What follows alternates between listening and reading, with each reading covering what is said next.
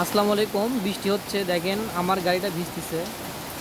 গাড়ি কিন্তু ভিজলেও সমস্যা, অর্থাৎ গাড়ি ভিজলে গাড়ির ফুয়েলের ভিতরে পানি যায়, পানি গেলে সমস্যা হয়।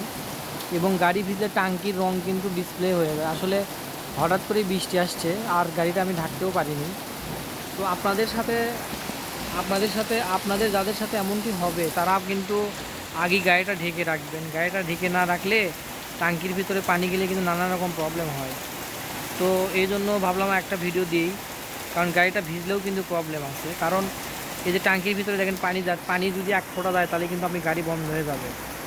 অর্থাৎ টাঙ্কির ভিতরে পানি যায়, তারপরে যে আপনার ওখানে মিটার আছে, হেডলাইটের সাথে ডিজিটাল যে মিটার আছে ওটার ভিতরে পানি গেলে ওগুলো প্রবলেম হয়। আসলে আসলে আমি আজকে নিরুপায়, হঠাৎ করে বৃষ্টি চলে আসছে আর আমি ঢাকতেও পারতেছি না। আবার ওই যে লুকিং গ্লাস আছে ওখানেও পানি যায়, বিভিন্ন জায়গায় পানি যায় কিন্তু জং চলে আসে।